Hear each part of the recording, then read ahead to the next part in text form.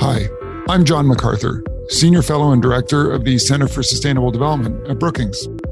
And I'm Zia Khan, Senior Vice President for Innovation at the Rockefeller Foundation. This is 17 Rooms, a podcast about actions, insights, and community for the Sustainable Development Goals and the people driving them. How are you doing this morning, John? I'm good, thanks, Zia. How are you? Very well, very well. Zia, I have a funny question. What'd you have for breakfast this morning? John, I'm not eating breakfast these mornings. I'm trying out intermittent fasting. Ooh, so modern of you. I love it. I had a bowl of cereal. And I think the bowl of cereal is relevant for what we're going to talk about today, which is food. And specifically, the unintended consequences of our food systems and the hidden costs to individuals, families, and societies that are embedded in the way we grow and consume and even throw away our food.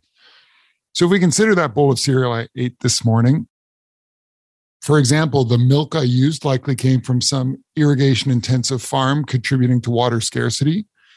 It was then probably processed in a factory that likely contributed greenhouse gas emissions. Any sugar in that bowl of cereal probably increased my likelihood of diet-related diseases, although I try to keep them low sugar. And that has healthcare costs over time. And there was probably some fertilizer used to grow the grains that went into the cereal. And those fertilizers, good chance they ended up in the runoff in the water system and all sorts of problems there. So the true cost of my bowl of cereal goes way beyond what I paid for it to get that bowl. And that's exactly what we're going to explore, John, the true cost of food that factors in all of these costs that go above and beyond our receipt at the grocery checkout. In fact, our team at the Rockefeller Foundation put out a report earlier this year on the true cost of food in the US.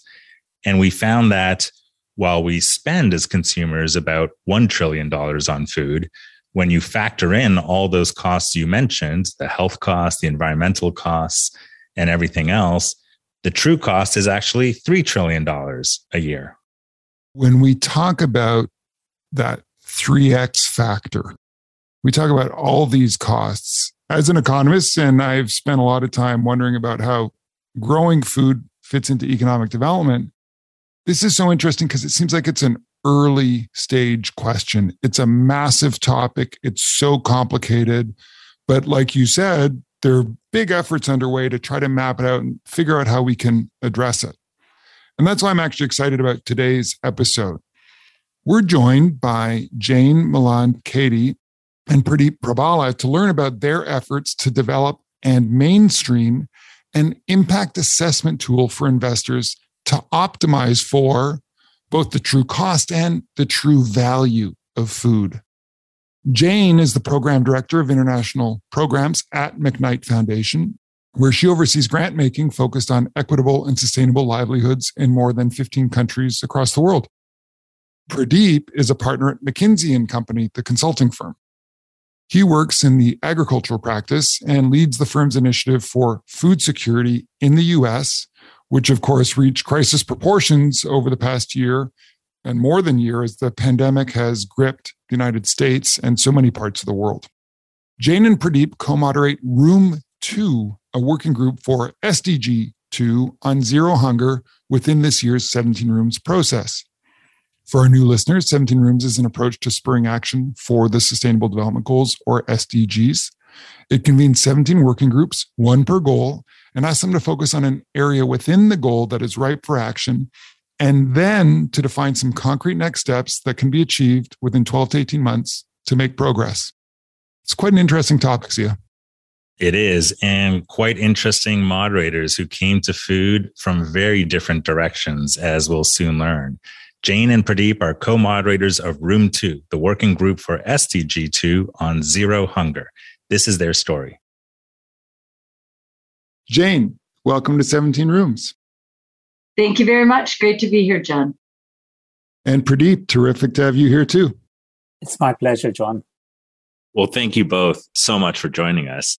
And where we'd like to start is with your personal stories of how did you arrive to the issue of food as something that you're dedicating a lot of time to? And how did you get to 17 rooms? Maybe, Jane, we could start with you. I actually originally come from a farm in southern Minnesota. My father was a farmer, and generations before him were farmers. And so agriculture and food have been a part of my life since before I was born, really. It's baked deeply into where I come from and what I care about.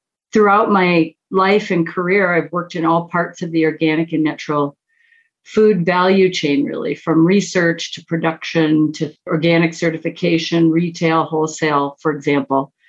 And over the past 13 years, I've been working as a funder of agricultural research. Over 30 years of my life, I saw erosion of the rural vibrancy, rural exodus. I saw larger and larger farms, fewer and fewer trees and animals, and it just didn't seem right. And so about 10 years ago, I was engaged with helping establish the Global Alliance for the Future of Food, and we started talking about true cost accounting at that time. And so I was able to fund some of the early efforts in that area. And for us as a research program, that was very important because we wanted to look across economic, social, and environmental outcomes over a time frame of short, medium, and long term. And so through that work, I came to 17 rooms. And I think it's really important to point out that last year, one of the recommendations that came out of Room 2 was to advance work in true cost accounting. So that's how I got here. And how about you, Pradeep? I started my career in consumer products and I worked at Unilever for a few years. Admittedly, I now tell the story that I've started my career in food at Unilever, which is partly true, but that isn't the motivation to get to where I've got to.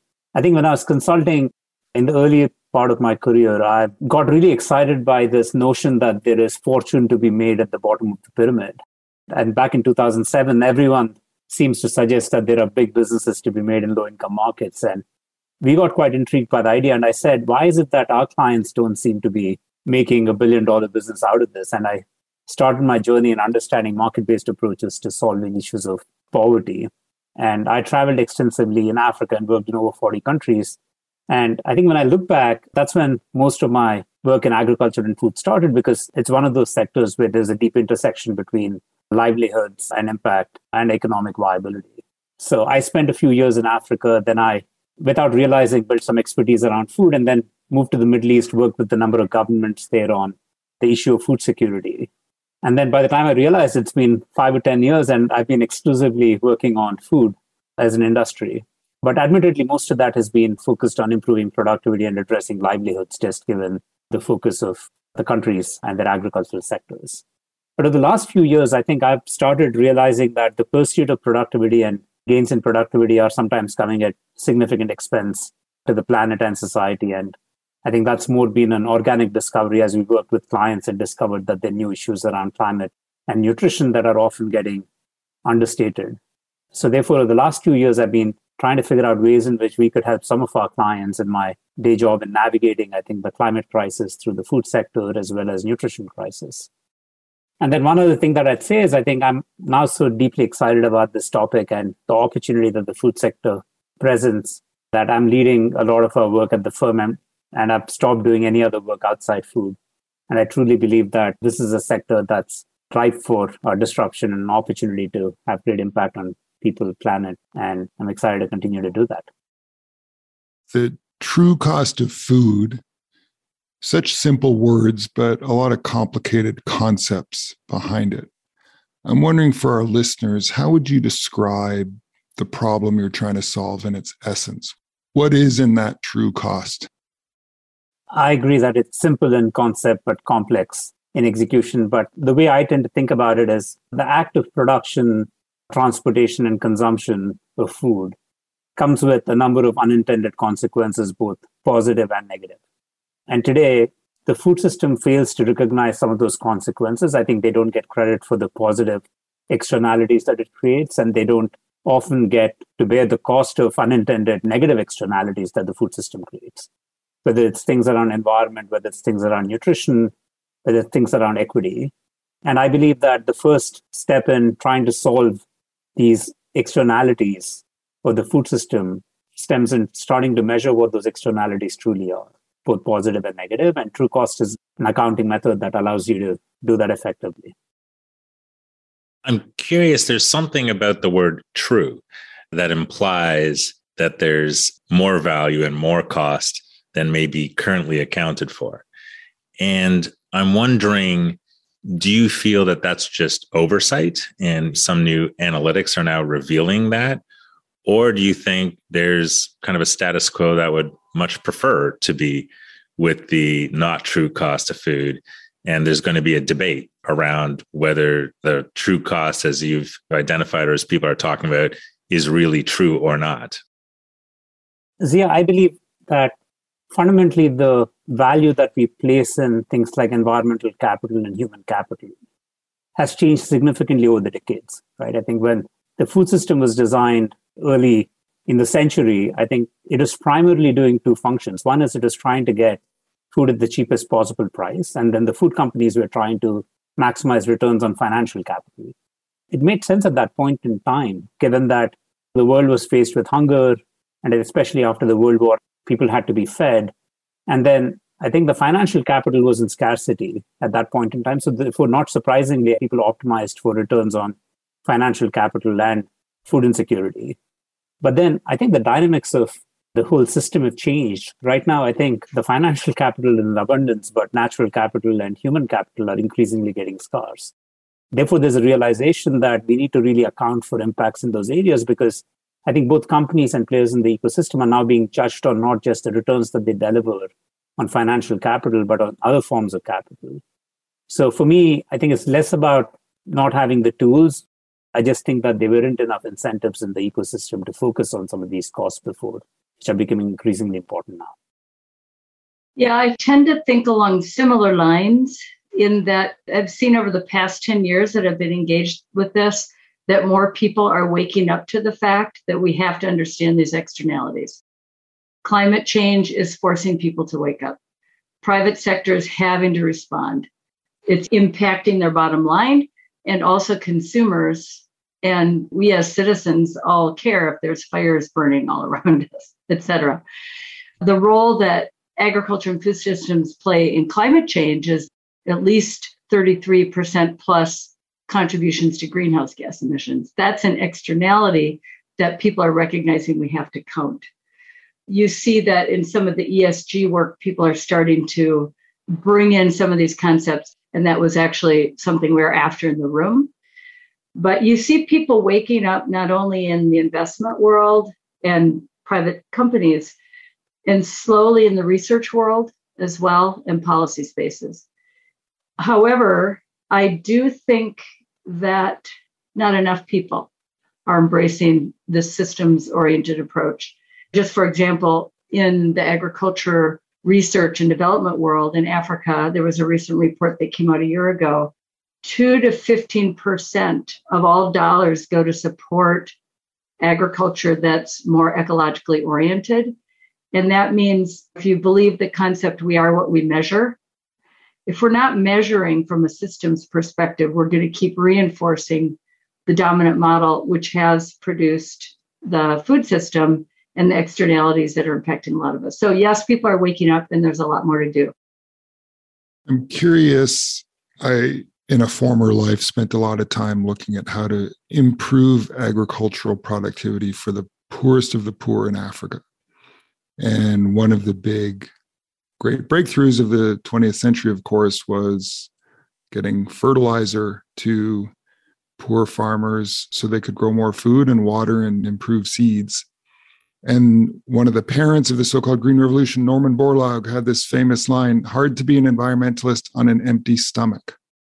And I'm curious if you think that argument still holds, because it is one that was used over and over again in terms of the need to help people get out of poverty in order to take these issues on, especially because so much of this is also about what's happening in the rich countries and how they're approaching their food systems. What's your take on the evolution of that debate?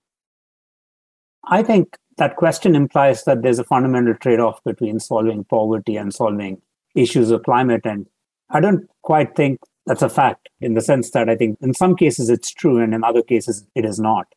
We've recently done some research on climate smart practices on the farm that could reasonably reduce carbon footprint of agriculture.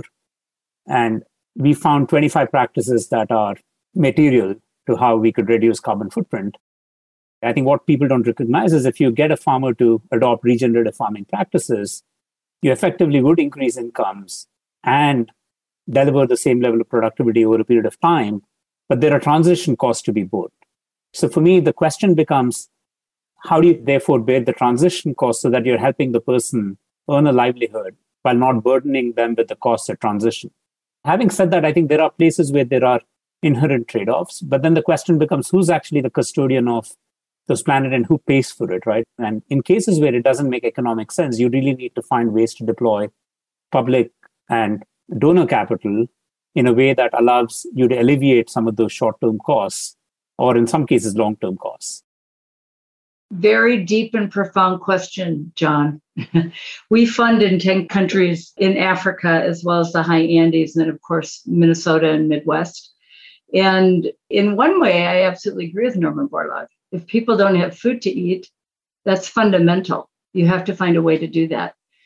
But the way in which we grow our food, as I go back to we are what we measure, the dominant dollars that go to measure and create technologies in that agriculture and food system are towards an industrial model. And so people are going to make the argument that it won't be as productive if we don't use fertilizers and improve seeds, et cetera. There is an element of truth to that. But when you factor in the externalities, that sort of economic dominance, productivity dominance, and you get to the true value, there's a leveling out there. A specific example is hedgerows and the role that they play in ecological pest and disease management. If we go in and spray a field and kill all the insects, the beneficial insects are gone and crops can be less productive, they can be more vulnerable, et cetera. So we're doing a lot of work around co-creating technological solutions with farmers that are productive, but also build soil health, build resiliency in pest and disease management, as well as create and support rural agency, rural vibrancy. And to your point, Pradeep, on supporting the transition, that is critical. We funded a study in Minnesota on the true cost of maize with conventional organic maize in southern Minnesota, as well as one on an individual producer's farm. And farmers are trapped in the industrial model. And if we want to move to more regenerative approaches, there are transition costs that need to be borne. And the argument is with true value, true cost, is you can actually look at who's paying to build a more healthy system or who's paying to reinforce a system that's out of balance, which one can argue that the dominant maize system in the Midwest is producing lots of environmental costs as well as health outcomes, and it's subsidized by the US government. So it's trying to unpack some of those things that this allows us to do. You know, I wanted to probe into this idea of transition and change. And I've always thought it's one thing to quantify an economic opportunity. It's another to start creating the financial motivation for change. And one dimension might be the cost of transition and how can we help those transitions. But I'm starting to think about, in the analysis of the total cost of food, health costs come up as a big part of that. But the bearer of the health costs would be the health system, the insurers, as opposed to the food companies. And so how do you start to think about converting that economic opportunity into financial motivation? Is that like a policy question? Is there sort of a reframing of market rules? What are some of the levers that you've thought about to motivate change now that we know and have the awareness of what the total cost is? I think the answer is all of them, Zia. There's increasing amount of innovation from insurance companies and healthcare companies that have started to figure out ways in which they could address diet-related diseases and investments that they'd have to make. Rockefeller Foundation, as you know, has been innovating around food as medicine initiatives, and a lot of them are being piloted increasingly by insurance companies. So there are some market-based approaches that allow you to get at some of these issues. But I also think that markets cannot solve all of these problems. I think you need to really change the rules of the game in some cases, right? And today, there's no reason why certain products that are unhealthy for you should cost the way they do or are the price the way they do. So there is fundamentally a case to be made on how do you make sure that people that are putting out products that have larger costs on the society are being held to account, and therefore use of government policy instruments might be an effective way to address that. I also think that there's a case to be made for cross-sector collaborations. I do think that right now we think about health system and food system as different systems, and increasingly think about opportunities when you'd have players that are working across these systems to address issues in specific areas. And that's another huge opportunity to think through, whether it's investing in science to lower cost of ingredients, and should healthcare companies, for instance, bankroll some of the ingredient innovation in food companies. It's a provocative question, I think people will say, as to why should they do it. But if you can reap the long-term benefits and if you can recraft incentives, I think it actually is a powerful case. So I guess the answer is all of them, Zia. There is a very common public perception that the problems in the food system are the big companies. They're getting bigger and bigger. They control more and more of the market, and their behavior isn't always perfect. And in many ways, they're easy to not like. And there's another piece of this too, which is the essence of externalities, which is private markets don't capture externalities almost by definition, which means there needs to be public investment and regulation. In your room, you're talking a lot about private sector metrics, as I understand it, to capture these costs. But the reality is the true cost is probably more than people are paying in many cases. And so is the suggestion that the company should carry that cost, that the government should carry that cost? Who's the good guy, who's the bad guy, and who has to do more? I think it's a complex question, and I guess the answer is not that straightforward. But to the extent that companies can bear costs, right, of some of these externalities, while not compromising on their fiduciary duty to their shareholders, they should, right? And today there are a number of opportunities like that which companies genuinely don't invest because in some cases they don't know. In some cases, there's just a huge profit pool that they're sitting on, which they don't want to disrupt by themselves. But there's a growing realization amongst a lot of companies that there are ways to really address some of these externalities by investing in innovation, and a lot of companies are doing so. So I want to give credit where it's due. Having said that, I think companies in some cases would not have the incentive to address those, and the governments have a critical role to play. And I do think that a significant part of the health externalities cannot be solved without really changing some level of incentives in the system. And therefore, I think the public sector has a really important role to play in crafting those incentives. I think we were trying to evaluate if investors should proactively shape incentives so that private companies would behave differently by altering cost of capital. And the big learning, I think, through our process is that, yes, only if the investors could meaningfully measure the impact of these externalities on the returns, they're willing to do so. Right? Today, I think a lot of investors are including metrics on climate because it makes sense, and climate risks are affecting shareholder returns. But I do sort of think that the investors would not really prioritize other metrics, just like private sector wouldn't, in the absence of meaningful incentives change at the ecosystem level. I think the only thing I would add to that is that another place where incentives, I think, have been felt is through the consumer. And in the work that I do, we often talk about consumer as co-producer. What people are waking up, and particularly I'd say in the USA or global north, to what they do with their dollars has big impact. And that's an incentive. And a lot of people are caring about the environment. They're caring about their health outcomes, caring about climate, and realize that food is a solution to that and where they put their dollars. So that has a different kind of incentive for companies to respond. Another thing that's really happening quite a bit too is all the interest in impact investing, and more philanthropies are ordering their endowments to really align with their values. So that's another place where people are starting to ask about more systems-oriented analysis, particularly around climate, but not only.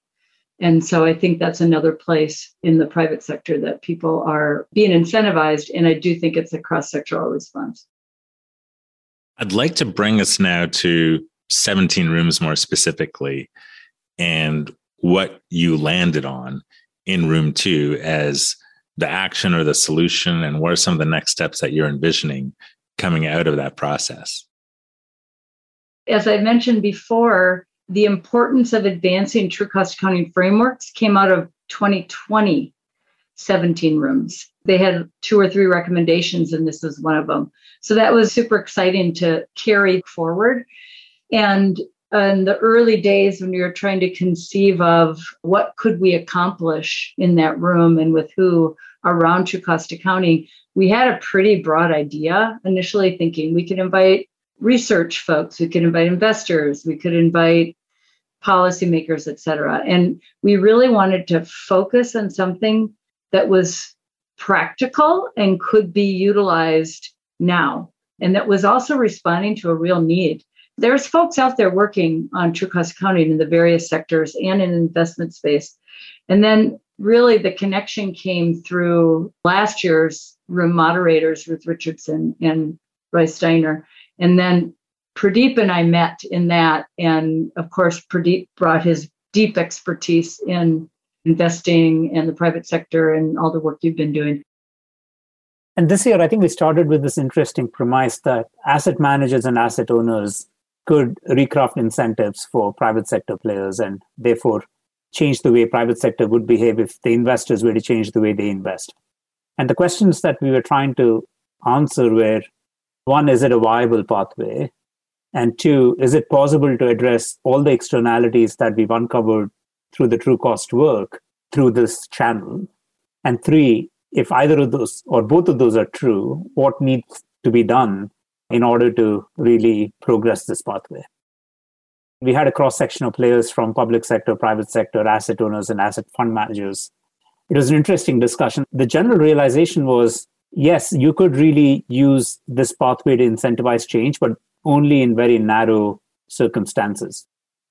There was also an equally good realization that, listen, if the companies themselves don't bear the costs of these externalities, then it's unlikely that investors, by measuring some of these externalities, are going to affect change. For instance, to your point, Zia, earlier, a lot of health externalities are borne by insurance companies and not by food companies. So if an investor in a food company tries to measure health externalities, yes, it's nice to know what the externalities are, but it really doesn't translate into any changes in return or risk expectations for the investor. And as such, unless their consumer demand changes, which could happen over a long period, there's no real investor pathway to that question. But there's interesting questions in between, right? There are certain externalities which people want to address, but people can't be sure as to what those externalities are in the system, either because of lack of measurement or lack of data. Like, for instance, when you think about biodiversity and deforestation, a lot of companies genuinely don't know if there is illegal deforestation that's going on in their supply chains.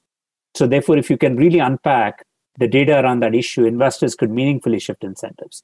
In short, I think our conversation is a lot about how do you really figure out what metrics should investors incorporate into their decision making? How does it impact externalities and their returns and risk? And which ones are they likely to progress? And if so, what needs to happen to really progress those metrics? And that was the conversation. I do sort of think that we ended up in a good spot with some specific opportunities to pursue, but this is not a solution for everything that needs to be solved in the food system. Another thing that happened in the room was that many of the attendees have been working in various aspects of true cost accounting. And there are some standard frameworks that have been developed. The UN has developed TBAF, the Economics of Ecosystems and Biodiversity, Ag and Food framework that many people have adapted and furthered their work on. And there was a lot of conversation about what is the framework, what are the metrics, what examples do we have out there? And there are examples, but they aren't all aligned. So some of our work was discussing what that would look like, and particularly related to asset owners and managers and the investment space. Do you have, in this big multidimensional set of questions around the environmental aspects. You mentioned the different adjacent sectors, transport, and so forth. There's so many aspects of the food system. And one of the interesting things about the food system is that ultimately it affects every human being, because every person hopefully is eating some food. The scope of this problem is so broad. Do you have one or two things at the top of your personal priority list that you'd like to see get measured sooner than later to help advance this agenda? Just some bit that you think that people should be looking for that should be measured sooner than later to start capturing a broader cost and value of food. I think, John, the healthcare costs come to mind. I think the true cost work that Rockefeller Foundation did in the US found that health costs are significantly higher than climate costs. And I keep saying it to my colleagues and friends that often we talk about climate and the impact of food system on the climate or the climate on the food system. But I think nobody talks about the impact on health of people as much and doesn't get measured. And it's really challenging to understand what food does to people. It's actually hard to say what is actually good food and bad food, because what's good for you might not be good for me. What's bad for you might not be bad for me. So therefore, I think there's going to be a real game changer if we find ways to objectively measure what good food and bad food means. And how do you then start measuring the impact of food on human lives and diet-related diseases? Is going to be a game changer in my view. I think at a macro level, we understand that diet-related diseases are huge and we know that they need to be addressed. But at the individual level, we don't really have the science or the metrics to do that effectively. So for me, I think if I were to have a wish, I think I wish we could really solve this challenge and start measuring the impact of food on human life and diseases. I really think we have to be very clear on the measurement of the food system's contributions to climate, to greenhouse gas emissions. And an aspect of that is soil health and measuring carbon in the soil. It's trickier than it sounds, but it's a really important indicator of what's happening around greenhouse gas emissions. So I think the two together are really important. And another piece I would say that's also equally important are some of the social outcomes around ownership, equity, and economic systems for producers and all along the food system chain, I'd say. I know we're going to have to wrap in a moment, but this is a unique conversation in 17 Rooms this year because the issues are so big and they're so increasingly recognized, but it's also probably pretty early in the journey. I imagine 10 years from now, we'll be having a pretty dramatically different conversation about how to measure the true cost of food, because there is so much work underway, but also work to be done. I'm curious how you and your innovation hat see this pipeline process and how we might all think about next steps. It's a really interesting question, John. And there's a lot of systems change theory that talks about different levers for change. And one of the levers is how you measure things. And so what I find so compelling is a lot of people can lose hope when it comes to changing food systems. It just feels like there's so many forces in play, and even just in our personal lives. But the idea of triangulating on something that can have so much leverage and touch so many parts and help reorganize the system, like the true cost of food, I find very compelling and very exciting. So I'm really excited to follow this work. And I know it's been a bit of a journey, and there's a journey to go down the road. And I would just add, there are some extraordinary scientific breakthroughs. I think Pradeep was referring to this earlier.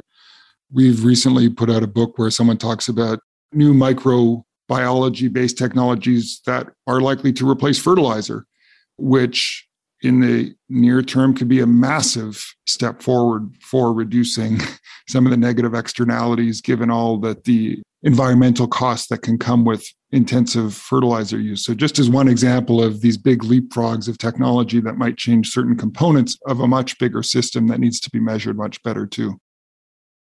I think consumers are getting increasingly savvy about health and environment. And I think the consumers of tomorrow will prioritize these issues and start penalizing companies that don't really deliver the products with right environmental footprint and right diet quality. I think that's going to change. There are also new markets for natural capital that are evolving. I think carbon markets are getting increasingly sophisticated. We'll probably have soil nitrogen markets. So you'll start getting new incentives into the markets that we haven't seen, which are going to sort of shift the conversation. And I also think that in some ways, things are going to get bad before they get better. And I think once they get bad, I think governments would be forced to act as well, because I think even in the US right now, you could argue that the healthcare costs are at unsustainable levels and diet-related diseases is the largest component of that cost. The hope is that we'd be living in a market that's markedly different, and therefore the dynamics would force a change. And therefore, I have a lot of hope and optimism for the future, although it's a complex and a systemic issue. I wanted to offer, if I can, a hope that I am seeing as well. And I think coming out of the pandemic and some of the global challenges that we're facing is that a new look at how economic systems and food systems can be shifted to be more inclusive and equitable. You can see a lot of examples of regionalization going on in the USA. You see regional economies being fortified in places where they already exist in the global South. And to your point, things got tough. They're tough during COVID. It's still going on. And food systems are greatly impacted. And we've had to shift and adjust. And there's a whole new group of smaller, more regional, locally controlled, managed economies that are emerging. And I think we need to make more room for those, particularly if you're looking at a true cost accounting framework and the externalities that come from them. This is an interesting note to maybe bring this to a close. And I'd love to ask you both two questions. One, what would you hope to see in 2030 as a concrete sign that we've made a lot of progress in better factoring the total cost of food? And then secondly, for our listeners who are all consumers of food, what might be one takeaway for them around this general idea of total cost of food that they might be able to apply in their day-to-day decisions? So in 2030, what would I like to see? I actually would like to see 80% of the way in which we grow food using ecological and regenerative approaches. I think that is going to do a huge service to the planet, to people on it. And I think that by using true cost, true value frameworks, it's also going to help us see how to get there and how to leverage that. And then what can I say to consumers? There's a local restaurant in Minneapolis that has a Buddhist prayer on the wall that goes something like, know how your food has come to you. And so really, people, pay attention, know how your food has come to you. How has it been grown? How has it been processed? How has it been transported to your door? What is happening to your health, to the health of the community, the health of your family, friends, and children? That's what I would say. Just deeply think about that. That's an invitation. I would imagine the health system taking greater interest and ownership of social determinants of health, including food, is a good sign. I think we are already in the preliminary stages, and I think there's a lot of early stage innovation. But by 2030, I'd hope that there's a greater integration between health system and the food system, and health systems actually trying to address some of these challenges by incentivizing consumers differently. And that, I think, could meaningfully shift the true cost of food. Well, this has been an amazing conversation. Thank you both so much for what you're doing within 17 Rooms and, of course, what you're doing beyond the room in both bringing these issues together, but also crucially helping to move them forward with so many collaborators around the world. So we're honored that you're able to join us today and really grateful for the insights you've been able to share, and look forward to seeing all the next steps as this continues to move forward on such a vital issue for all of us, each individual human being around the world, and of course, the environment that we live within. So thank you. Thank you, John. Thank you, Zia. Thanks to you both. And 17 Rooms.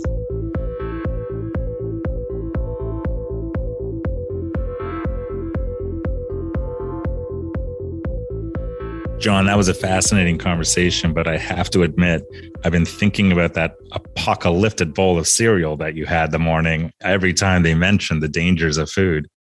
Cereal itself didn't feel apocalyptic in the moment, but if one takes a step back, at a minimum, I think as came up in this conversation, it's really hard to tell sometimes what's good food for the world and what's bad food. We can think about what's good for us, but it's a bigger question, what's good or bad for others? And one of the benefits of the true cost of food is at least we can start to understand that and we can put dimensions on it and we have something to debate. But as we've learned, even if we can do those analytics, even if we can come up with the definition, and even if we can come up with the numbers, how do we go about changing things is really hard. But that doesn't mean that we shouldn't try. And that's been one thing that's so impressive about this room is they've planned out some concrete next steps so that we can start to make progress and ideally make progress next year. This story isn't going away. This issue isn't going away. It's only going to become bigger and bigger in the world and our public conversations, I anticipate. To learn more, find this episode at brookings.edu/17 rooms podcast. Coming up in our next episode, Room 12 with Matthew Bishop and Raj Kumar on a campaign for higher quality ESG reporting in the media to promote corporate accountability. We'll see you then.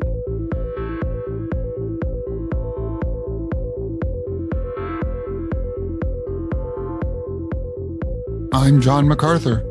And I'm Zia Khan. And this has been 17 Rooms. Our thanks go out to the guests you heard today and also to the production team, including Fred Dews and Alexandra Bracken, producers, Jacob Taylor, associate producer, Gaston Reboredo, audio engineer, and Nicolette Kelly, audio intern. The show art was designed by Cady Maris. Additional support comes from Shrujana Kanal, Ian McAllister, Soren Messner-Zeidel, Andrea Risotto, Marie Wilkin, Chris McKenna, Esther Rosen, David Bacek, and Caio Pereira at the Brookings Institution, and Natalia Dos Santos, Sarah Geisenheimer, Hunter Goldman, and Miranda Waters at the Rockefeller Foundation. The 17 Rooms Initiative is co-chaired by Zia Khan of the Rockefeller Foundation and me, John MacArthur of the Center for Sustainable Development at the Brookings Institution. The Rockefeller Foundation generously provides support for the 17 Rooms Initiative.